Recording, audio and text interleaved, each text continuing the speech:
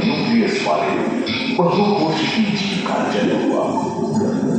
इस क्रमिक विकास से प्लैटफॉर्म, जेलीफिश, स्टारफिश, नॉटिलॉइड से सागर में सागर के किनारे वाले अंचल में पौधे लहराने लगे।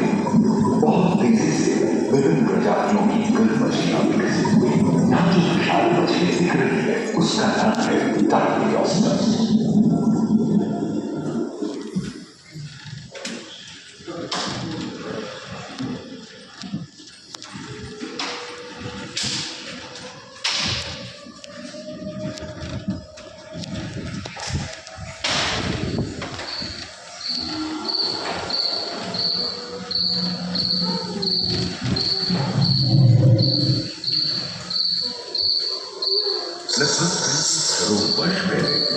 धरती पर पेड़ पौधों का जन्म जो बढ़ते बढ़ते और घने जंगल बदल गए।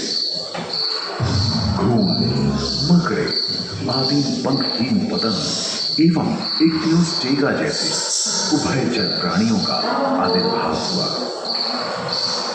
सरीसृप जैसे स्तनपायी डायमेट्रोडॉन प्रकट हुए, जिसकी पीठ पर नौका के पाल की तरह एक अंग था जो ताप को नियंत्रित रखने में मदद करता था। सरीसृप की तरह ही एक अन्य स्तनपायी प्राणी साइनोनेथस इन दिनों काफी प्रभावशाली हो उठा था। इसकी विशेषता कुत्ते से बहुत मिलती थी।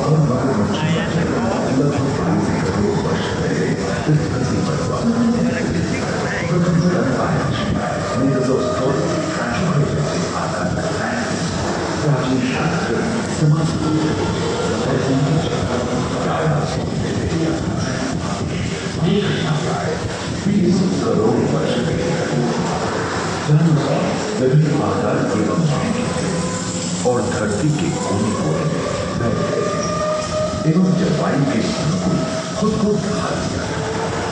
इनमें से कुछ लोग चलते हुए और कुछ 15 पूर्ण वयस्क हाथियों की तरह खाएंगे।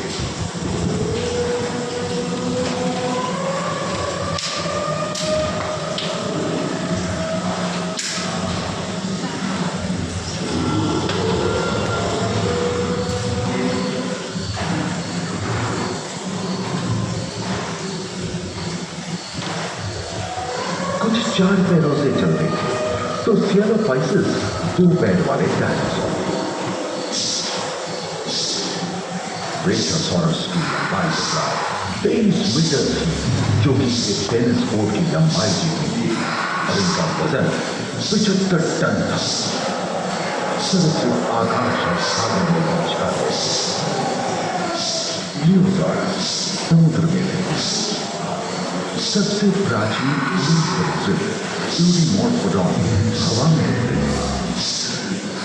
इसी दिन प्रथम पक्षी 8 का उदय हुआ।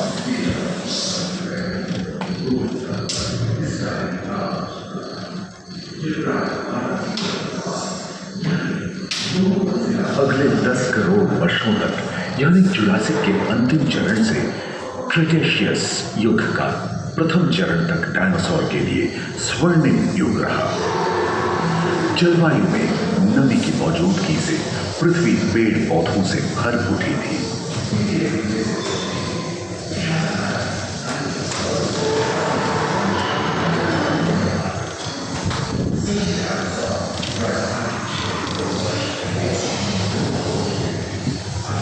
पैंजिया महादेश खंडित होने के कारण भारत एशिया की ओर खिसकने लगा, जिसके फलस्वरूप महादेश और वेदों में हल जमीन से ज्वाला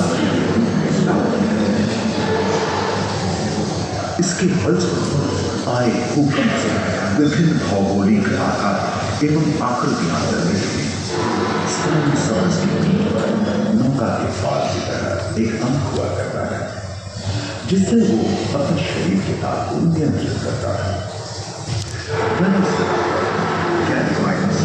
एवं ओविराप्टर जैसे छोटे डायनासोर तो ओलंपिक के तेज धावकों की तरह दौड़ सकते थे। और ओर्थोसॉरस के सिर पर गंदगी होती थी। करीबन 5 मीटर लंबे पंख वाले टेरोनॉडॉन उड़ने एवं फिसलने में माहिर थे। सुनने में विचित्र लगे, पर अधिकांश डायनासोर जैसे कि ट्राइसेराटोप्स और एंटिलोसॉरस शायद लोरेसिया और गोंडवाना नाम के 2 भूखंड महादेश में रूपांतरित हुए एवं समुद्री गर्भ के कठोर रॉकीज एवं अन्य पर्वत श्रेणियां निर्मित हुई।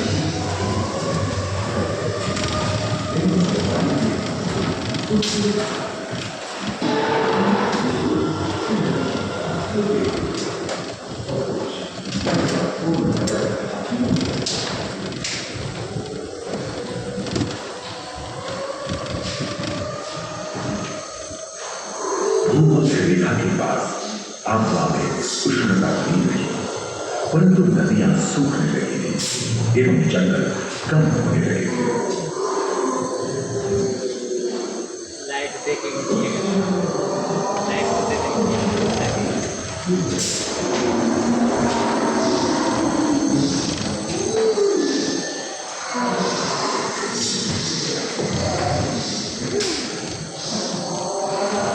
एकांत महादेश में जीव जंतुओं का विकास स्वतंत्र रूप से शुरू हुआ।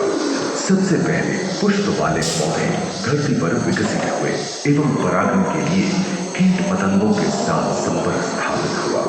वे तेजी से धरती पर बढ़ने लगे। इसी समय पहली बार धरती पर सांपों का जन्म हुआ।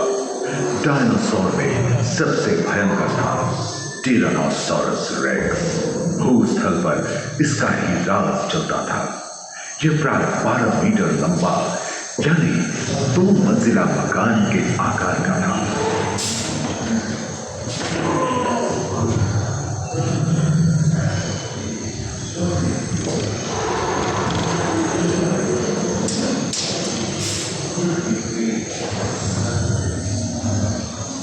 इनके हमले से बचने के लिए शाकाहारी एंटिलोसॉरस अपनी पूंछ के कुकर का इस्तेमाल करते थे। सभी डायनासोर प्राय 6.5 करोड़ वर्ष पहले ही विलुप्त हो चुके थे।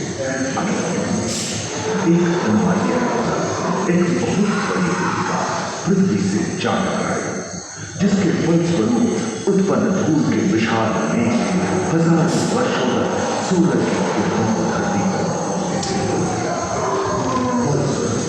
विशाल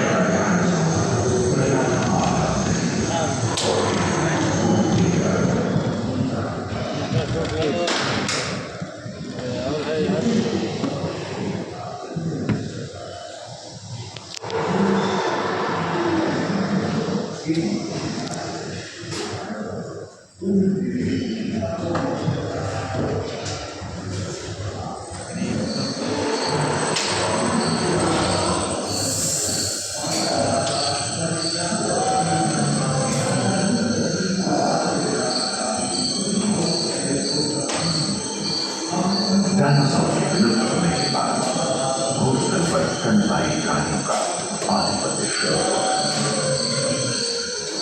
पर्याप्त मात्रा में आहार उपलब्ध होने के कारण छोटे छोटे स्तनपायी प्राणी बड़े आकार में बदलते गए। इसी समय बड़े बड़े शाकाहारी एवं मांसाहारी स्तनपायी प्राणी धरती पर नजर आने लगे। विश्व के कई हिस्से जंगल से हरे भरे हो गए।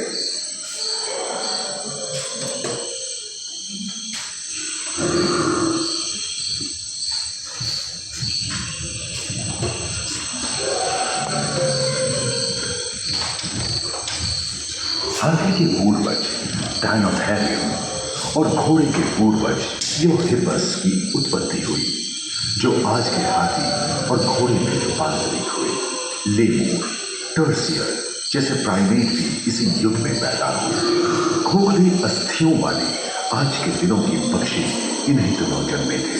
डायाट्राइना जैसे बड़े एवं उड़ने में अक्षम पक्षी उन जगहों में रहते थे जहां मांसाहारी बड़े स्तनपायी प्राणी नहीं मिलते थे। एक एवं बंदरों का जन्म लगभग 1 करोड़ वर्ष पहले हुआ था। इस समय आदि मनुष्य का भी आविर्भाव हुआ। जलवायु में शीतलता आने लगी एवं ध्रुवों पर बर्फ की चादर।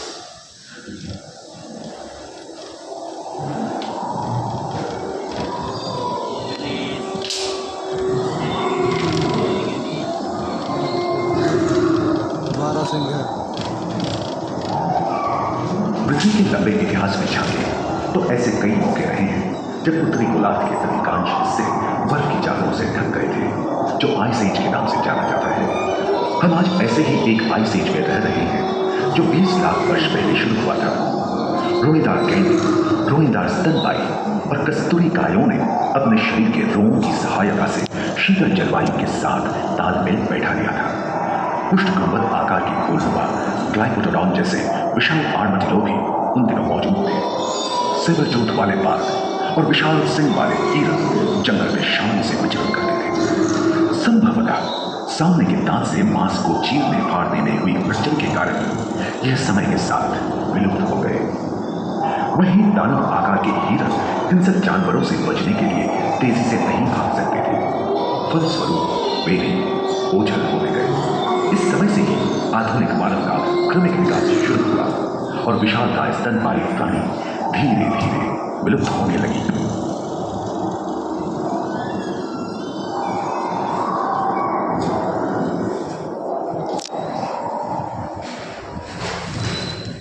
उम्मीद है कि आपको इस सफर में मजा आया होगा, जहां जीवन विकसित होकर लाखों अन्य लोगों में परिवर्तित हो। दूसरे छोर पर ह्यूमन इवोल्यूशन पैराडाइम